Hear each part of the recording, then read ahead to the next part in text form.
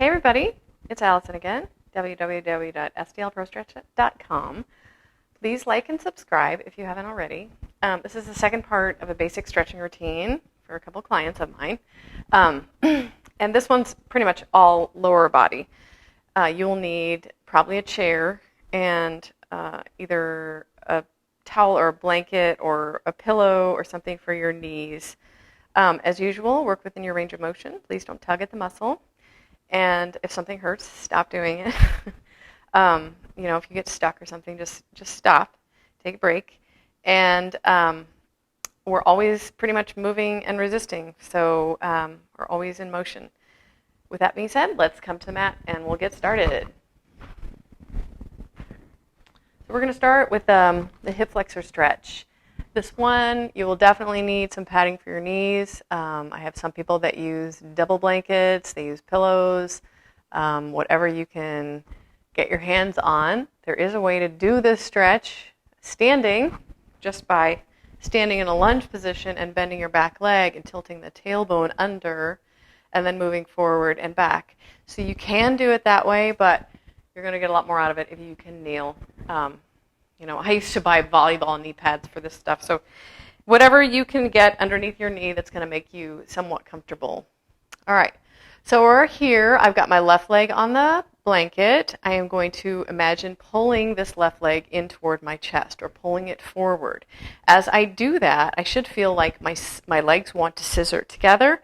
So this front foot should feel like it's pulling back toward you. We have both those actions going. I'm going to do the opposite of sticking my butt out. And as I hold this contraction, shift forward and back. I'm moving just a little bit because I already feel a stretch, but feel free to move farther than that if you want to.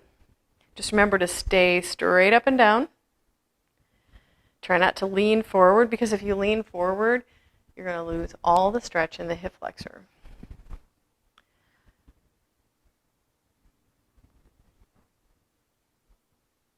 We want to do enough reps so that we can feel the muscles start to loosen up and begin to give a little bit more. And also, you'll feel the muscle firing and probably getting tired as well. So I don't usually count when I'm doing these, because invariably one side is always tighter than the other. So I have to do more reps on one side than the other. So we want to just, get it to the point, maybe 8 reps, 10 reps, 12 reps, more than that if you want.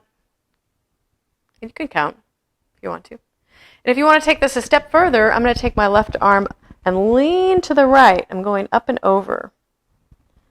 So that's going to give me a little more stretch. A lot more stretch, actually. And then we will switch sides. So left leg comes forward. Use something to hang on to if you lose your balance. It's no fun trying to balance in this thing and falling over. And then the back leg is going to, as I fall over, the back leg, the right knee is going to be imagined pulling forward, and the front leg is pulling back. So I'm going to do the opposite of sticking my butt out. This is called a posterior pelvic tilt. Imagine your hips are like a bowl of water, and the water's going to tip out the back. So that's where we're going with that. I've got that contraction going. I'm going to start moving forward and back. Now, if your hamstring starts to cramp up in the back,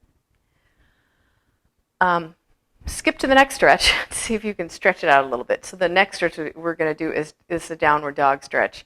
And that should help loosen it up. Otherwise, you may have to do more hamstring stretching, because the hamstrings are very bossy. If you're trying to stretch the front of the leg and the hamstring cramps up on you, usually you have to address it. So there's no other way around it. You have to do some problem solving. Sometimes in this stretch, it's not just the hamstring that jams up, it's the side of the hip on the leg that you're trying to stretch. And that would be a TFL and abductor issue. I have a problem-solving video called Problem Solving the T Quadrant for Legs, and that will show you what to do if you have those problems. So finally, I'm going to lean over, take my right arm up and over to the left. And that's going to give me a little more stretch.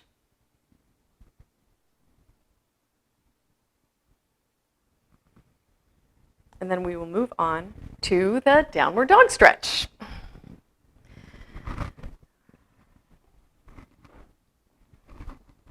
We're not going to get into nitty-gritty of downward dog. It just starts on your hands and knees. Tuck your toes behind you and lift your hips up. I'm just kind of making an arch with my body. We'll get more into this in a moment. So you can feel the calves are, if they're tight, you should feel it there. We are going to contract the calves by lifting the heels up and shifting forward, and then shifting back and slowly lowering the heels. Lift the heels, shift forward. Slowly shift back and lower the heels. If you want to get more stretch out of this, this may be just plenty stretch for you.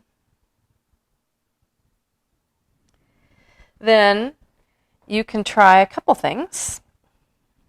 As you shift back, you can try pressing the chest back toward the thighs. So I'm bringing my chest toward my thighs. Also, you could tilt the tailbone up and lift the toes and drop the head. So shifting forward and back.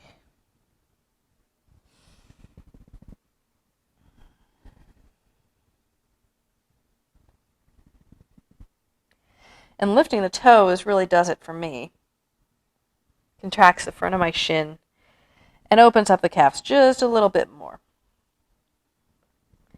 You can also, once you get into this position, kind of sway back and forth a little bit. Or try doing this stretch with the toes out a little bit or the toes in a little bit. So those are a couple variations that you can try just to get into the different pockets of muscles in the calves. And we're going to move on to the standing figure 4 stretch. So most of these stretches today are going to be standing. That's why I've got the camera a little bit farther away so my head doesn't get caught up. And it's probably going to anyway. So I'm standing on my right leg, and I'm going to bring my left knee up and cross the ankle over the thigh. I'm going to press the ankle into the thigh the entire time I'm doing this stretch. So I've got the ankle crossed over, press it into the thigh. I'm going to stick my butt out this time, so blossom your bottom behind you, and then lean forward and bend your standing leg.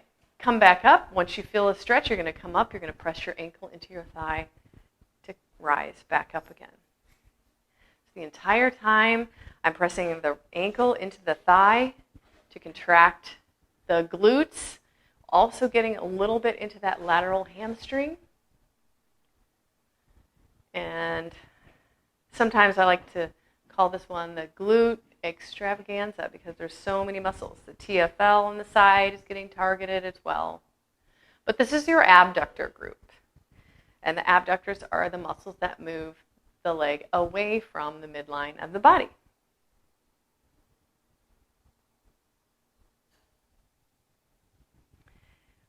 And again, 8, 10 reps, 12 reps. You may find one leg's tighter than the other. You need to do more. Then we will switch sides. I'm hanging onto this chair. You don't have to. You could use this as a balance exercise, but I won't mostly want you to focus on the stretch. So now my right ankle is crossed over my left thigh. I'm going to press the ankle into the thigh, stick my butt out behind me, and bend the standing leg as I'm leaning forward.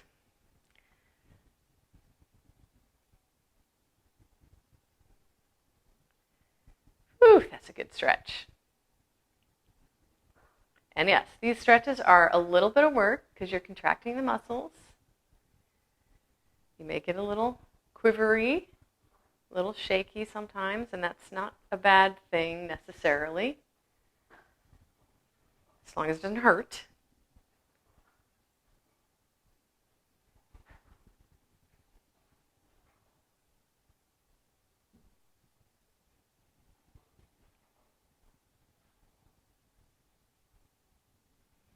We'll do a couple more, and then we're going to move on to the lateral hamstring.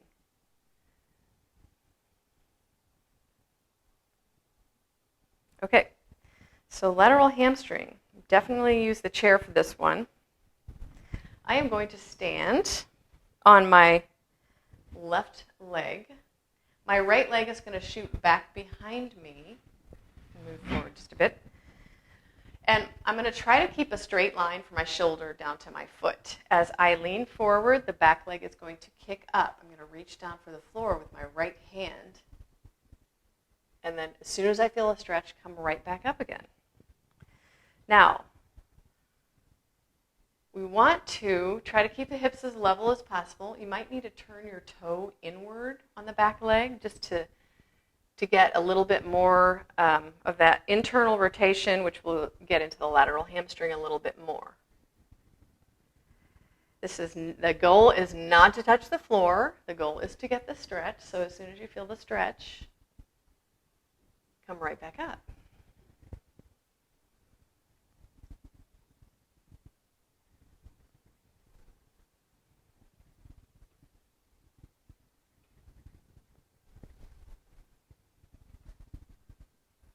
And then we'll switch sides on to side number 2. So I'm standing on my right leg. My left leg is kicking back behind me. I'm going to reach down for the floor with my left hand and do the best job I can of keeping that straight line from the shoulder to the foot. The toe is going to turn down. So reach down and come back up again as soon as you feel the stretch. Now for you yogis out there, this would be kind of a primer for revolved balancing half moon. So if you have tightness or problem with revolved balancing half moon, I would highly recommend doing this stretch first and then seeing how it goes. Again, we want to keep the back leg turned in, which I almost have to imagine my back leg pigeon-toeing because I have a natural turnout. And then you could also even turn the shoulders to the right if you want to get deeper into this stretch. This is a challenging one. I'm not going to lie. I mean, I get tired doing this stretch. It goes all the way from the glute down to the calf, so you're hitting a lot of muscles with it, so I think it's worth the effort for sure. Okay, and then the last stretch we're going to do today is for the adductors. And I've got a little bit different version of the adductor stretch today that we're going to do. I'm going to grab a blanket. I will show you how to do it both ways without being on your knees. I'm going to stretch my right leg out to the side. I'm going to push my right ankle or my right foot into the mat the whole time I'm doing this stretch. Then I'm going to lean over until I feel a stretch and come back up. You can do it with your hand sliding down your thigh, or I like to do it with my hands behind my head. So I'm pushing down with my right foot, and then I'm going to lean over and back up again. So for those of you who can do this on your knee, keep going. Try to not stick your butt out. It's okay if you do, but it's a hard one to do without sticking your butt out, but just try. If you're not able to do it on your knee, then I would just say stretch your feet out to the side, hang on to something, chair or couch or whatever, kind of squeeze your inner thighs together a little bit, and then move from side to side.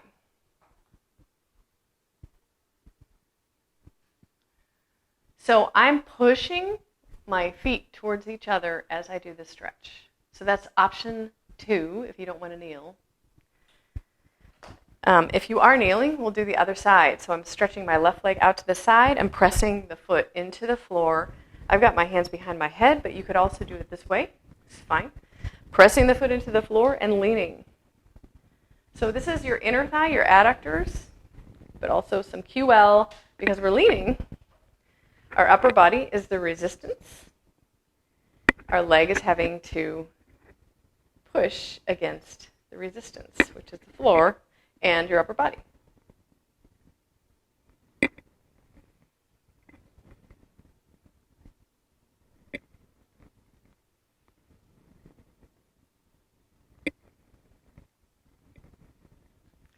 And that about wraps it up today. This is the second part of just a general beginner stretching routine. If you have any questions or comments, please leave them below, and I will do my best to answer them. I hope you have fun with this. Have a great day. Happy stretching. Bye-bye.